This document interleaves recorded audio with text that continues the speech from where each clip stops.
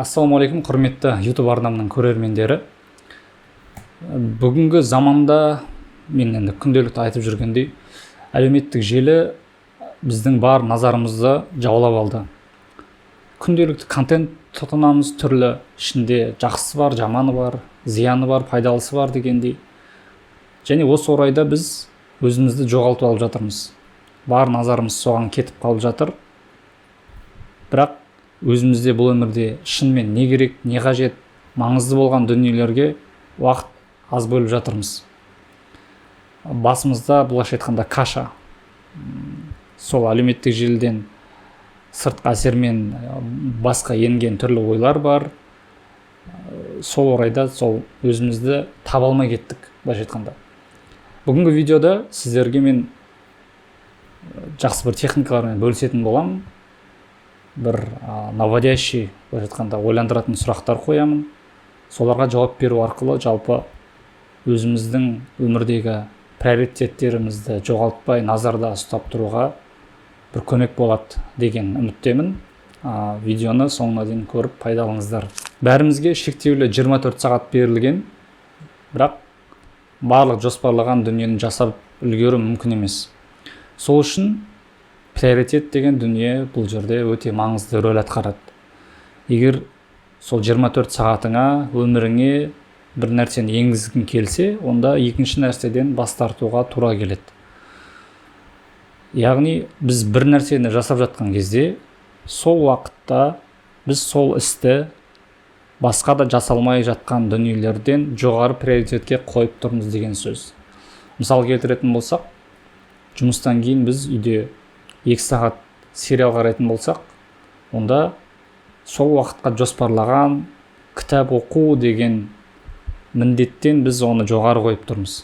Приоритетіне көріп тұрмыз да. Сол үшін бізге ойлану керек. Яғни, маған уақыт жетпейді деген сылтау екенін түсініп, бәлкім ол нәрсе маған соншалықты маңыз емес деген нәрсені айтып жүргенімізді түсінуіміз керек. Енді осы орайда бізге шынайы баға берген дұрыс өзімізге. Өзімізге сұрақ қойып көрейік. Менің бұл өмірдегі приоритеттерім не? Маңызды қол жеткізгім келетін дүниелер не нәрсе? Отбасыма, отбасымен жақсы қарым-қатынас па, спортпен шұғылдану ма, дұрыс тамақтану ма, өзіңнің жеке де тұлғалық мақсаттарыңды орындап соларға қол жеткізу ме? Соны бір ойланып көрейік те, сосын күнделікті жасап жүрген іс-әрекеттерімізге баға берейік. Екеу қаншалықты сәйкес? Қаншалықты сен өзіңнің приоритеттеріңе сай өмір сүріп жатсың? Ал кей кезде біз өзіміз ойлап жүрген приоритеттер шынтуайтында біздікі болмауы мүмкін. Ол бір сол Инстаграмдағы трендтер, басқа да достарымыздың жетістіктері, қоғамның қысымы болу мүмкін. Осы дүниелер біздің осы басымдылықтарымыздың ауысып тұруына әсер етуі мүмкін.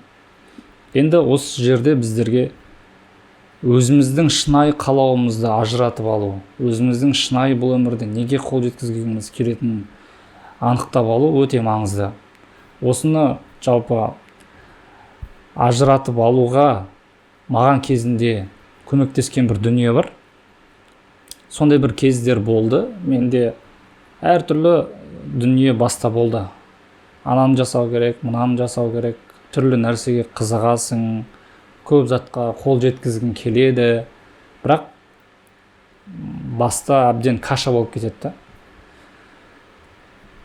Көпсінесің да ақыры еш нәрсе бітірмейсің. Қай шетінен бастарыңды білмейсің. Былайша айтқанда кейінге қалдыра бересің. Сол кезде маған осы карантин уақытында болған ол Марғұлан Сейсенбайдың маған бір видеосы көмектесті. Өте танымал видеолардың бірі YouTube'та. Осы видеоны көру арқылы мен кайдзен планирование деген дүниемен таныстым. Сол жерде видеоны толық көріп, стикер алып, әр стикерге өзімнің ойымды жазып, мақсаттарымды жазып, барлық мені алаңдататын дүниелерді жазып, солай миымды бір разгрузка жасаған болатынмын. Сосын сұрақтар қою арқылы фильтрден өткізу арқылы шынымен соның ішіндегі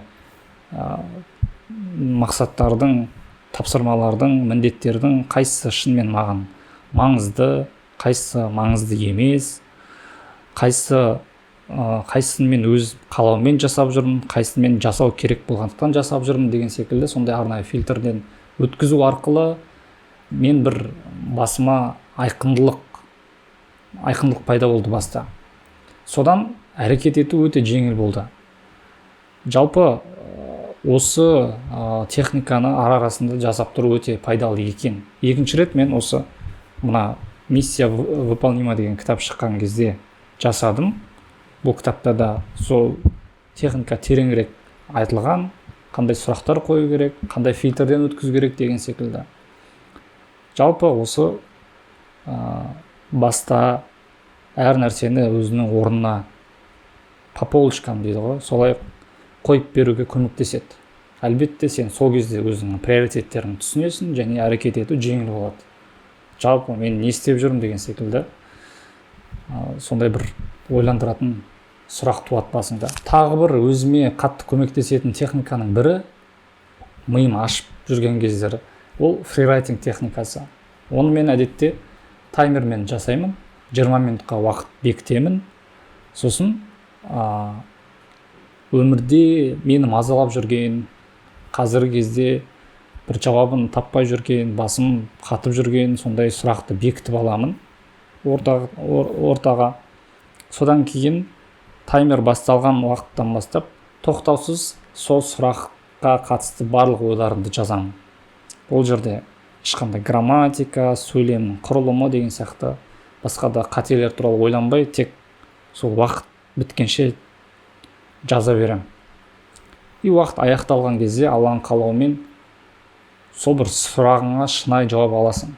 Себебі іштегі бар нәрсені шығарасың да, мидағы, түп санаңдағы дүниелер шығады әдетте. Және бұл осы фрирайтинг техникасы осы көптеген сізді мазалап жүрген түрлі сұрақтардың жауабын алуға өте көмектесетін жақсы тиімді техникалардың бірі. Ең бастысы бұл біздің өзіміздің ішкі жан даусымызды естуге көмектеседі. Жаңа айтып кеткендей, түрлі сыртқы әсерлер ол біз өзіміздің ішкі даусымызды ести алмайтын дәрежеге жеткізген да. Біз автоматик өмір сүріп жатырмыз. Андай бір тоқтап, ойланып, саналы өмір сүруден қазір қалып барамыз. Менің енді әрбір видеом жалпы осы адамдарды саналы өмір сүруге үгіттеу болып табылады. Осы бір жазу техникасын әдетке айналдырсақ, өте құнды зат. Жалпы жазудың құдіреті күшті ғой. Осы күнге дейін де біз алып жатқан білімнің барлығы осы жазу арқылы бізге қалған ғой. Енді осындай техникаларды орындау арқылы өзіміздің приоритеттерімізді анықтап алғаннан кейін мен әдетте 3 айға өзімнің мақсаттарымды бекітемін. Әртүрлі сала бойынша. Жеке даму, кәсіп, отбасы деген секілді. Сосын ол жай солай қалып кетпес үшін оған қадамдар бекітемін. Каналымдағы басқа видеолардан да осы жалпы мақсатқа қалай тиімді жетуге болатынды жайлы видеолар бар, соларды көрсеңіздер болады.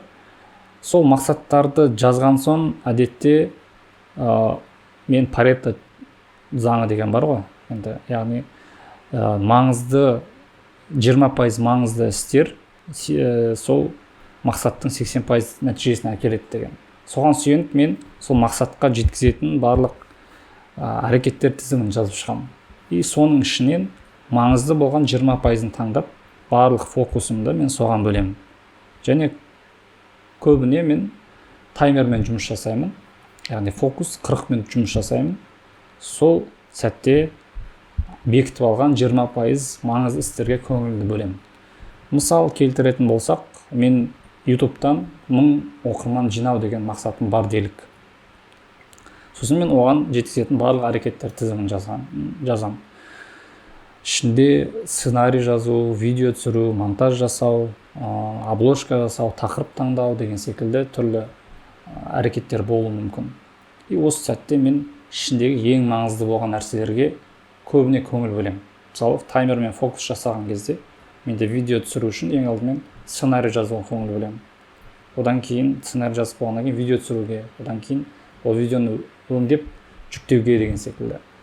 Осылай біз баста айқындылықпен жұмыс жасайтын болсақ, негізі кез келген мақсатқа қол жеткізуге болады. Онда еште слона по кусочкам деген секілді осы Марғұлан ағамыз да жиі айтады ғой. Сол принципке де ұқсайды да. Сен мақсатыңды бекіткеннен кейін, оған жететін әрекеттерді поэтапына жазып шыққаннан кейін, миға да ол жеңіл, оны орындау жеңіл жүзеге асады.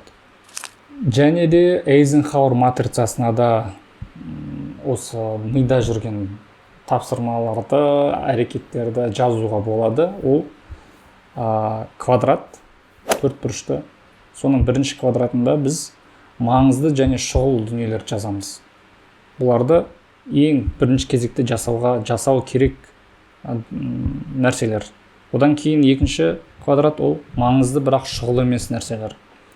Бұл жерде біз маңызды дүние болғандықтан оны жоспарлап, осы желательно тұрақты үзбей жасап тұруға әрекет етуіміз керек.